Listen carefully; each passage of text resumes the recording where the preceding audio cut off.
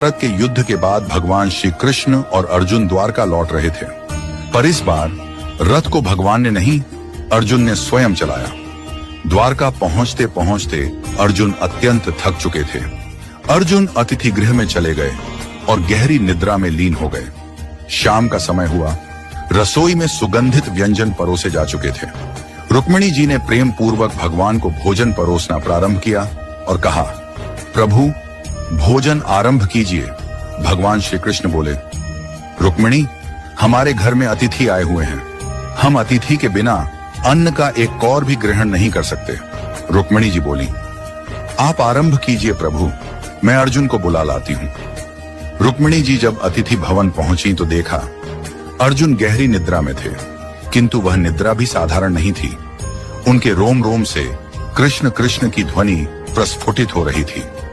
उनके पूरे शरीर से ऐसा प्रतीत हो रहा था मानो हर कोशिका भगवान का नाम जप रही हो। रुक्मिणी जी उन्हें जगाना भूल गईं। उनके नेत्र नम हो गए। वह वहीं खड़ी हो गईं और मंद मंद स्वर में ताली बजाने लगी, जैसे किसी हरि कथा में प्रेम से भीगी भक्तिन हो। उधर भगवान श्री कृष्ण ने नारद जी से कहा, नारद, देखो तो सही, भोग ठंडा हो रहा है, कोई अर्जुन को बुलाकर लाए भी या नहीं। नारद जी तुरंत वीणा लेकर अतिथि भवन पहुंचे। उन्होंने वहां का दृश्य देखा तो स्तब्ध रह गए। अर्जुन का रोम रोम कीर्तन कर रहा था, रुक्मिणी जी ताली बजा रही थी। नारद जी को दिव्य प्रेम का साक्षात्कार हुआ। वे भी अर्जुन को जगाना भूल गए और वहीं बैठकर अपनी वीणा पर गोविंद गोविंद का मधुर कीर्तन करने लगे। अब उधर सत्यभामा जी ने प्रभु से कहा, प्रभु भोग ठंडा हो रहा है, आप तो भोजन प्रारंभ करिए।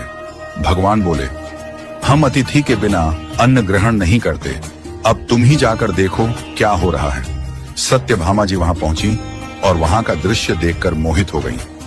एक ओर अर्जुन का निष्कलंक भक्ति रस, दूसरी ओर रुक्मिणी जी की तालियां, तीसरी ओर नारद की वीणा, तो सत्यभामा जी भी नृत्य करने लगी। उनका मन उस भाव में इतना डूब गया कि वह भी अर्जुन को जगाना भूल गई। उधर भगवान बोले, सब कहते हैं भोग ठंडा हो रहा है, पर कोई हमें बुलाने वाला नहीं। लगता है मुझे स्वयं चलकर देखना पड़ेगा कि वहां ऐसा क्या हो रहा है जिसमें सब हमें ही भूल गए हैं। भगवान श्री कृष्ण वहां पहुंचे और जो दृश्य देखा वह अद्भुत था। भगवान के नेत्र सजल हो गए, प्रेम के अश्रु उनके नेत्रों से बहने लगे। उन्होंने धीरे से आगे बढ़कर अर्जुन के चरणों को अपने कर्कमलों से दबाना शुरू किया।